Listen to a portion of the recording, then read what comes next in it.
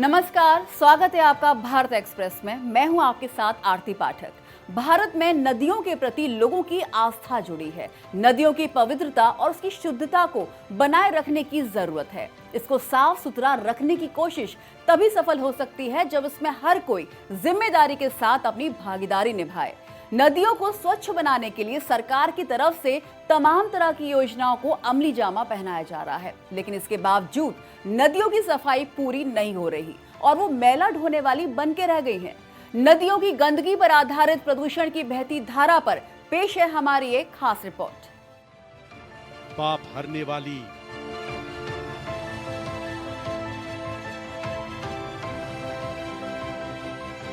मैला ढोने वाली,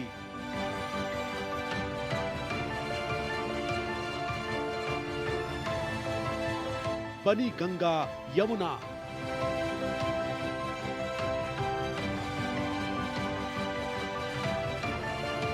संकट में जल संपदा,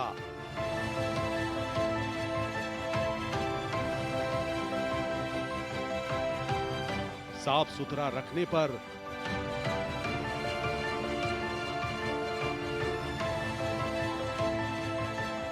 राजनीतिक घमासान,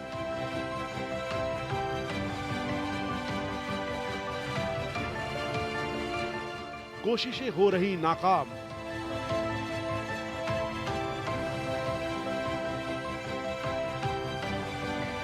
नमामि गंगे।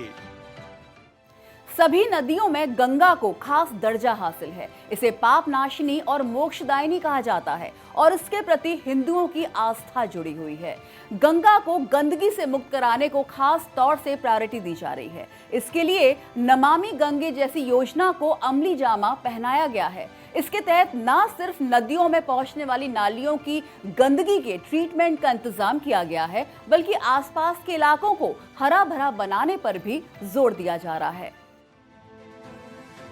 प्रधानमंत्री नरेंद्र मोदी मां गंगा की पवित्रता और उसकी शुद्धता को बहाल करने के प्रति कृत संकल्प हैं। देश के अलग अलग राज्यों से गुजरने वाली गंगा के लिए नमामि गंगे योजना की शुरुआत की। गंगा की प्राचीन गौरवमयी इतिहास को बहाल करने की दिशा में उठाया गया ये सबसे बड़ा कदम है। गंगा के जल को पवित्र करने के लिए नमामि गंगे प्रोजेक्ट को 2000 करोड़ रुपए का बजट दिया गया। अब तक इस पर 15 करोड़ से ज्यादा रुपए खर्च हो गए हैं। इस योजना को केंद्रीय जल संसाधन, नदी विकास और गंगा कायाकल्प मंत्रालय द्वारा अमली जामा पहनाया जा रहा है। इस खर्च का असर भी दिख रहा है।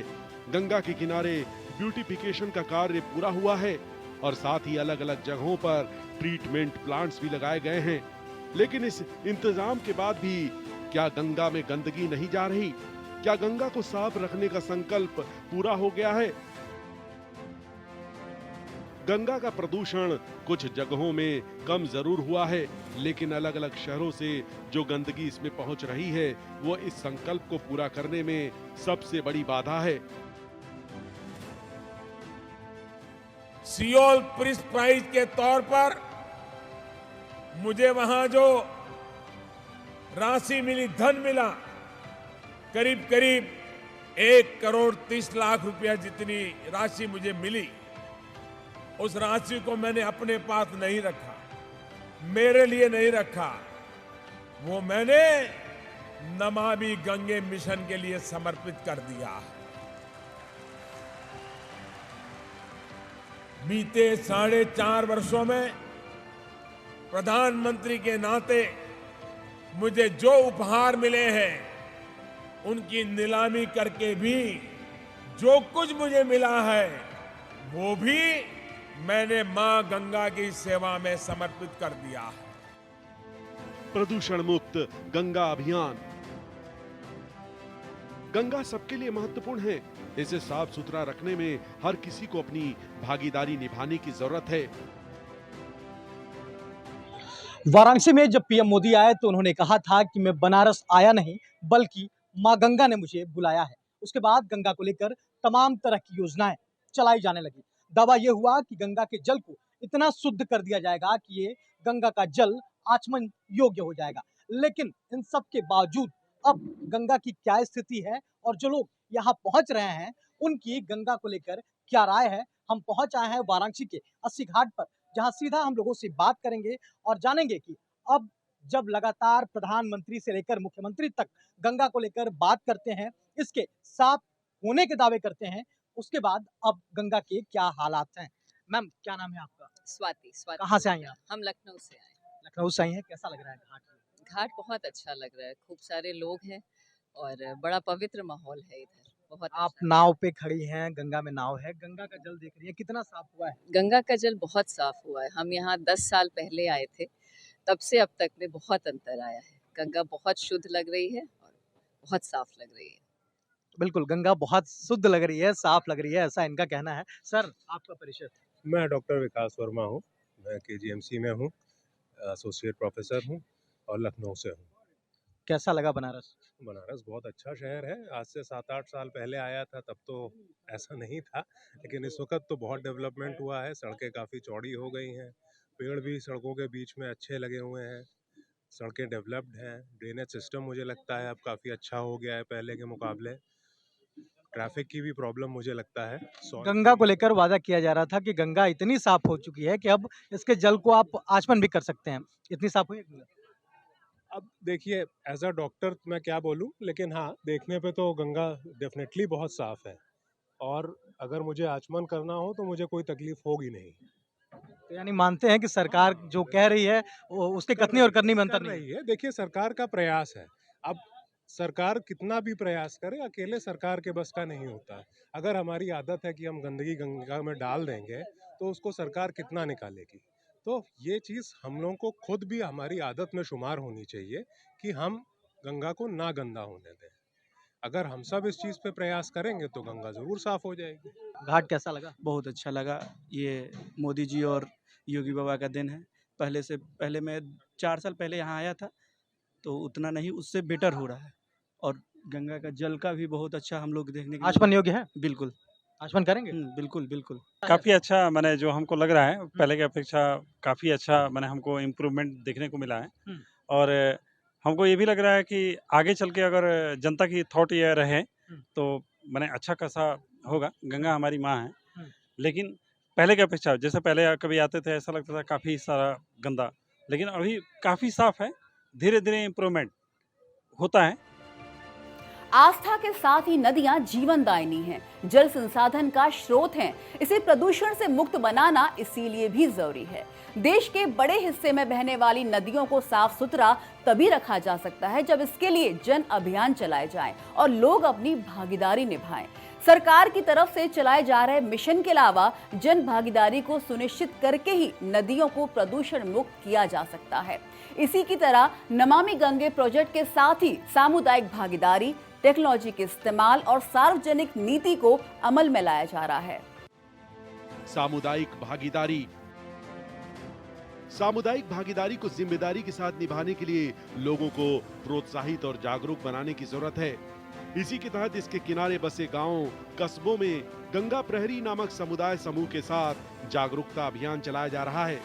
इसके माध्यम से जल चेतना को जन चेतना में बदलने और उसे जल आंदोलन में बदलने की जरूरत है।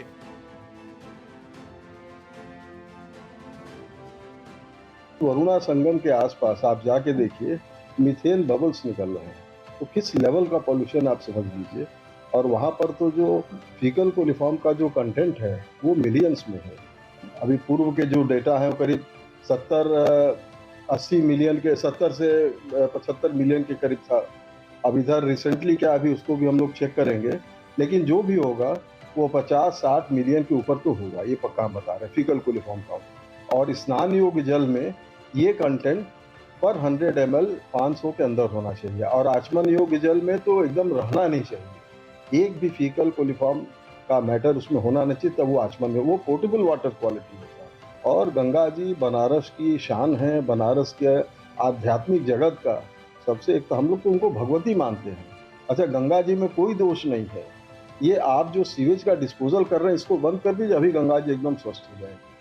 और हम लोग कहते हैं गंगा की सफाई, अरे गंगा की सफाई तो कोई कर नहीं सकता है। आप ये जो पॉल्यूटेंट्स इनको जाने मत दीजिए, गंगा तो वैसे ही पवित्र है। टेक्नोलॉजी का इस्तेमाल।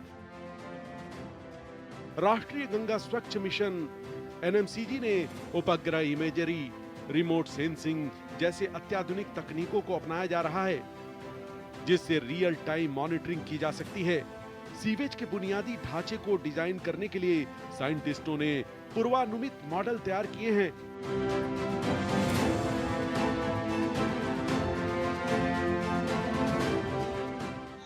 अभी मैं वाराणसी के अस्सी घाट से 100 मीटर दूर पर खड़ा हूँ।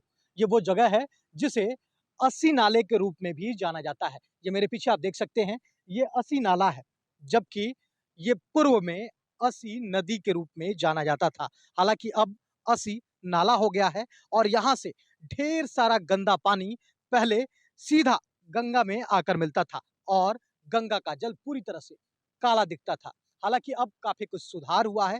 आप मेरे पीछे देख सकते हैं, वो सीवर ट्रीटमेंट प्लांट लगा हुआ है, जो बहुत बड़ा तो नहीं लेकिन इतना जरूर है कि शहर भर के आने वाले गंदे जल को कुछ हद तक साफ करता है और उसके बाद वो पानी सीधा गंगा में आकर इस नाले के सहारे गिरता है। मैं वो नाला दिखा रहा हूं जहां से सीधा पानी सीवर ट्रीटमेंट प्लांट के तहत साफ होता है और उसके बाद गिरता है। लेकिन इन सब के बावजूद भी अभी भी जो जल की स्थिति है वो सामान्य गंगा जल से काफी बदतर है। यहाँ का जो जल है बिल्कुल दुर्गंध से भरा हुआ है और यहाँ गंगा का जल बिल्कुल काला दिखता है।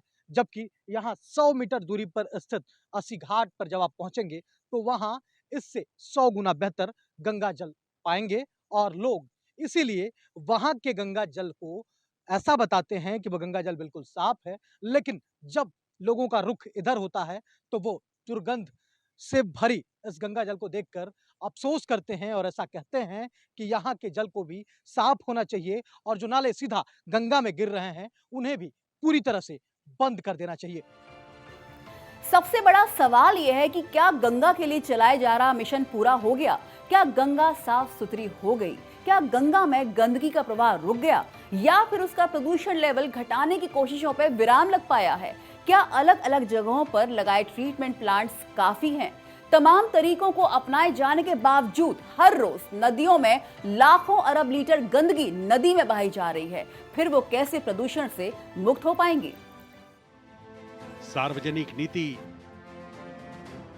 गंगा को प्रदूषण मुक्त करने के लिए राष्ट्रीय गंगा स्वच्छ मिशन के तहत नदियों के किनारे खनन गतिविधियों पर रोक लगाने, अतिक्रमण को रोकने और मूर्तियों के विसर्जन जैसी गतिविधियों पर रोक लगाने के निर्देश जारी किए गए हैं। इन तमाम तरह के तरीकों को अमल में लाने के बाद गंगा का प्रदूषण कम तो हुआ है, लेकिन इतना नहीं कि ये मान लिया जाए कि उसका पुराना गौरव वापस लौट आया है। गंगा हर रोज प्रदूषित हो रही है और ये सिलसिला थमने का नाम नहीं ले रहा है। देश के प्रधानमंत्री नरेंद्र मोदी के ड्रीम प्रोजेक्ट में गंगा सफाई का महत्वपूर्ण स्थान था। साल 2014 में देश के प्रधानमंत्री नरेंद्र मोदी नमामि गंगा योजना लाए थे, जिसके तहत गंगा नदी को स्वच्छ और निर्मल बनाना था, साथ ही गंगा के वैभव और गौरव को वापस लाना था। लिहाजा नमामि गंगा के तहत तकरीबन 20,000 करोड़ रुपए का बजट जारी हुआ। किस हद तक हमारी गंगा साफ हुई, ये तो आप खुद ही देख रहे हैं हमारी गंगा को कि किस हद तक की एक भी प्रोसेस को चलाया गया और किस हद तक की हमारी गंगा को साफ किया गया। जैसे कि हमारा चुन्नीगंज नाला जो बह रहा था अभी आपको कुछ दिनों में, तो आज उसका भी जागरूकता भी हो गई और हमारे शहर की गंदगी थोड़ी कम हुई। और जो हमारे नाले जो हमारी गंगा जी में जो छोड़े गए थे, जो पुराने समय से अधिक तरह से गंदगी बह रही थी और अधिक तरह से हमारा गंगा जी का पानी गंदा हो रहा था, जो हमारे पशु पक्षी जो पी रहे थे उससे मर रहे थे और हमारी जो जल की जो हमारी मछलियाँ वो भी मर रही थी।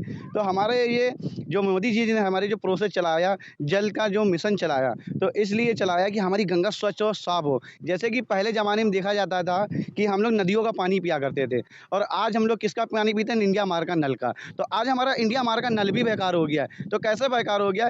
ये सब हमारी आप लोगों की गंदगी करने की वजह से, और इन गंदगी को हम लोगों ने नहीं समझा। ये गंदगी हमारी आकर के आज ये गंगा में बही, तो गंगा में जो आज गंदगी थी उसको भी किनारे कर दिया गया। जो आज हमारी गंगा जी को देख सकते हैं कि कितना जागरूक हो चुका और कितना साफ सफाई ये देखिए। और कुछ जगह हैं जो अभी भी नहीं थोड़ी साफ हुई हैं, तो उससे हमारा थोड़ा शिकायत है कि इनको थोड़ा साफ करवाया जाए। और बाकी तो हमारी गंगा देखिए, आप खुद देख सकते हैं दूर दूर तक की आपको एक कूड़ा और कचरा नहीं मिलेगा। करोड़ों रुपए का बजट पास हो रहा लगातार, तो क्या लग रहा है गंगा नदी पे?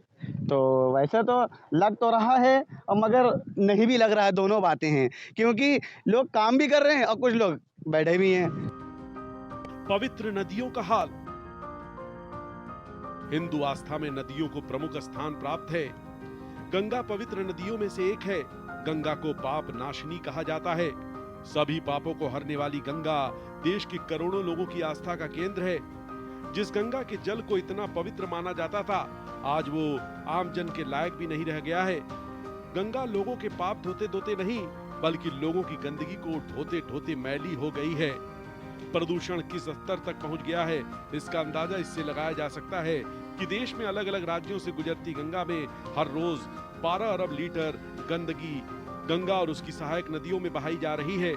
देश भर के 900 से अधिक शहरों और कस्बों में 70% गंदा पानी बिना ट्रीटमेंट के नदियों में ही छोड़ा जा रहा है।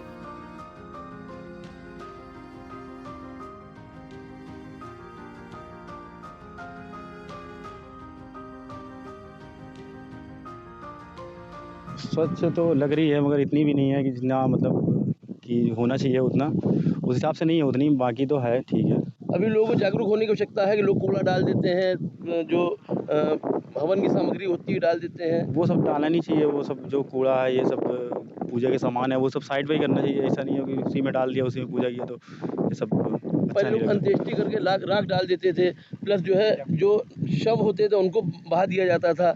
अब ऐसा देखने को मिलता है? नहीं, ऐसा कुछ नहीं मिलता। पहले तो ये मिलता था देखने को, कोई सॉल ये सब अब नहीं देखने को मिलता। जी अभी तो पहले से बेहतर है। आप खुद ही देख रहे कंडीशन, जब हम लोग भी पहले 5-6 साल पहले आया करते थे, कितना कूड़ा कचरा फूल पत्तरी सब पड़ी रहती थी। तो अभी लोग भी जागरूक हुए हैं, लोग में भी थोड़ी सी अवेयरनेस आई है इस चीज़ को लेके।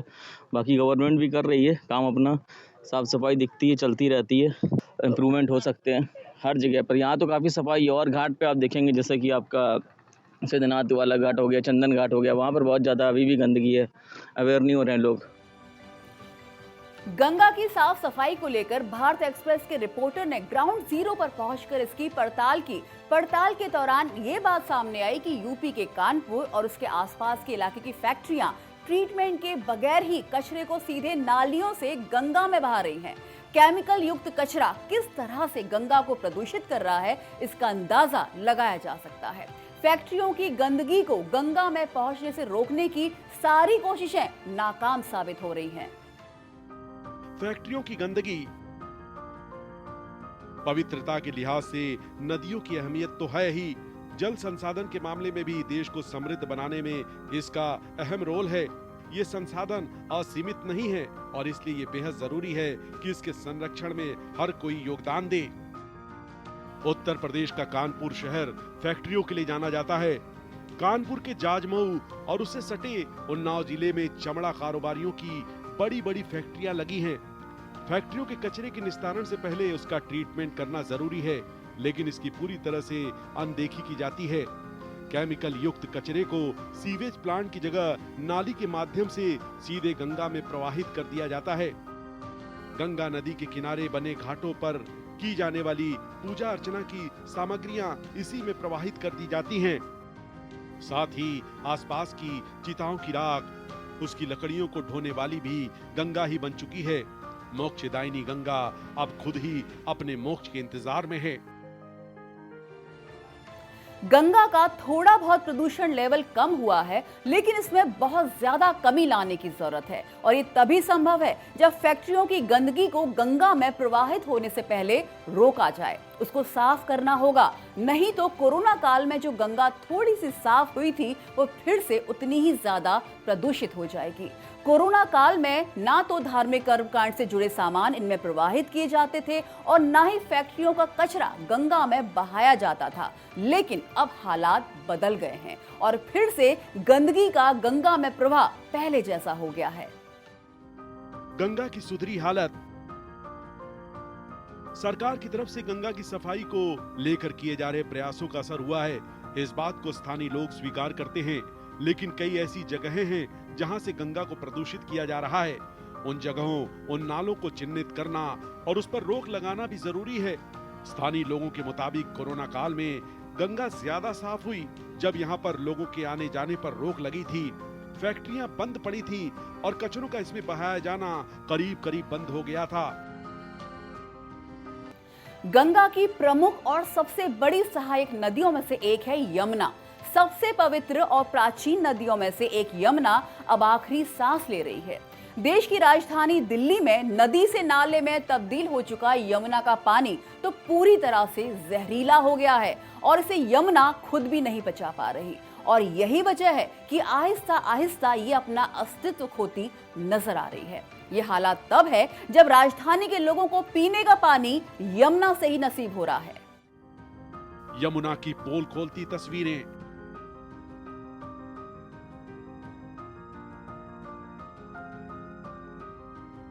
सरकारी दावे फेल,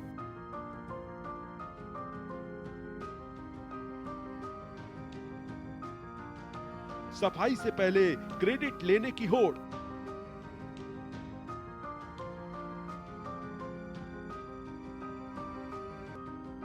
गंगा की सहायक नदी यमुना। देश के सर्वाधिक पवित्र और प्राचीन नदियों में गंगा के बाद यमुना का स्थान है। खास बात यह है कि गंगा की सबसे बड़ी सहायक नदियों में से एक है। 4 राज्यों से गुजरने वाली यमुना दिल्ली में पहुंचकर एक नाले में तब्दील हो गई है।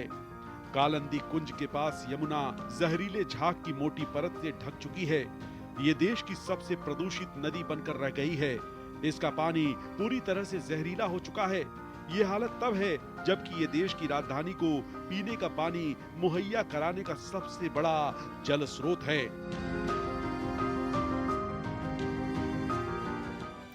यमुना को साफ सुथरा बनाने की कागजी कोशिश वर्षों से चल रही है। यूपीए की सरकार ने तो उसे वर्ल्ड लेवल की नदी बनाने का वायदा किया था, लेकिन यमुना का ना तो प्रदूषण कम हुआ और ना उसकी गंदगी साफ हुई और ना उस पर कभी ध्यान दिया गया। और यही वजह है कि उसकी हालात पहले से भी ज्यादा बदतर हो गई है। यमुना तो बस अब दिल्ली में कुछ दिनों की मेहमान बन के रह गई है। टेम्स नदी बनाने का दावा। 2005 में तत्कालीन यूपीए की सरकार ने सुप्रीम कोर्ट को बताया था कि यमुना को प्रदूषण मुक्त कराने की पूरी रणनीति तैयार कर ली गई है और इसे लंदन की टेम्स नदी की तर्ज पर विकसित किया जाएगा। लेकिन ये दावा खोखला साबित हुआ और वो पहले से ज्यादा मैली होती चली गई। 2016 में विश्व पर्यावरण दिवस के अवसर पर दिल्ली सरकार ने भी इसी तरह का दावा किया, लेकिन नतीजा शून्य ही निकला।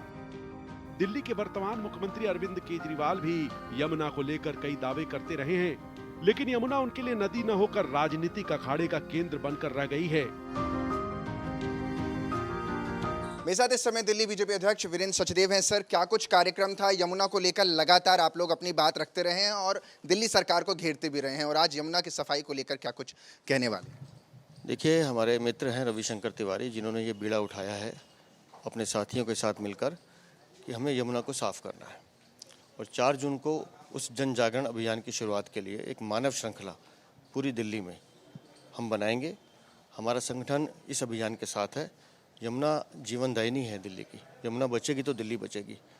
तो इसलिए यमुना को बचाने के लिए अब जन पहल की ज़रूरत है, क्योंकि वर्तमान में जो दिल्ली में सरकार है उसकी उम्मीद पर हम यमुना को साफ नहीं कर सकते।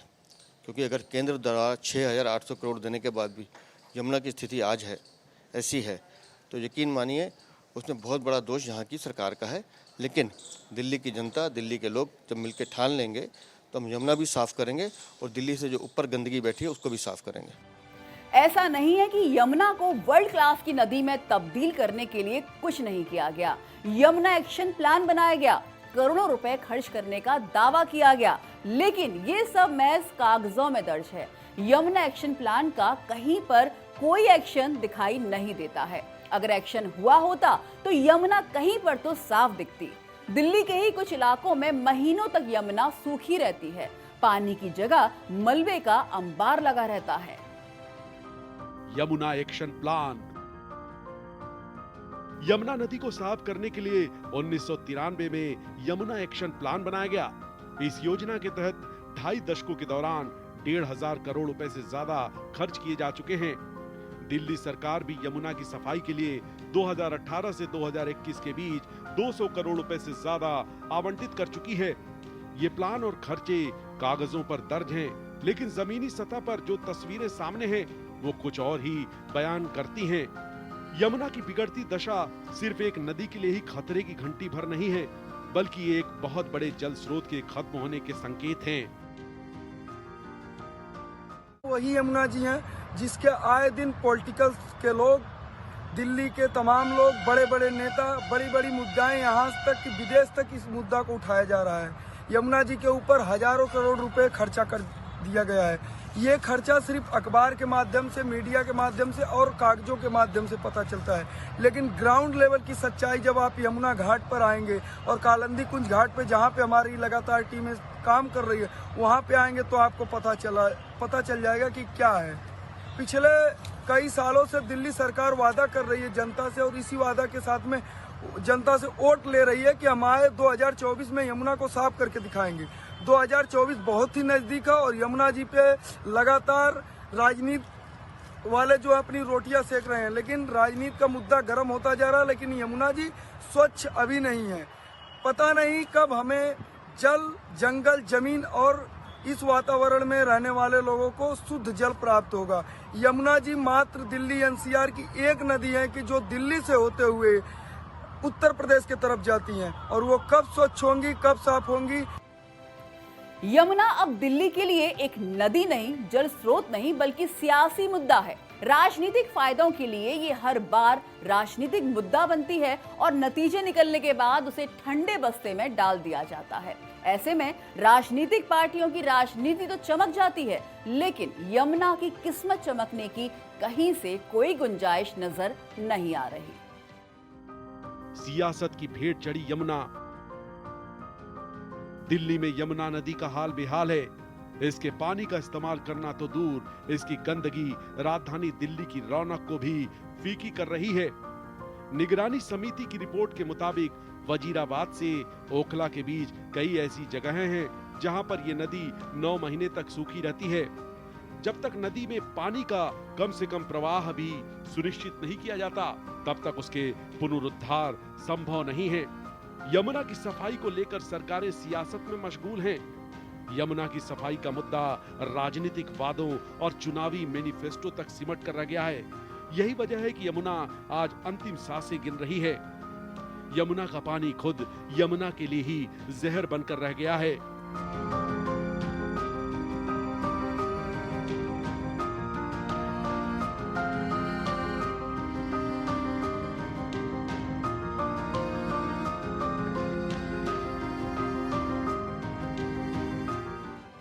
राजनीति से ऊपर उठकर नदियों को उसका जो दर्जा है उसे वापस दिलाना होगा।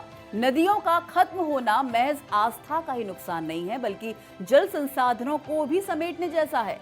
नदियों की अहमियत को कम करके आंकना महंगा साबित होगा। अभी वक्त है, अगर नदियों को संरक्षित करने की कोशिशें की जाती हैं तो इसका नतीजा बेहतर निकल कर आ सकता है, वरना ज्यादा देर हो जाएगी। आज के हमारे इस खास पेशकश प्रदूषण की बहती धारा में इतना ही। बाकी की देश दुनिया की खबरों के लिए आप बने रहिए भारत एक्सप्रेस पर।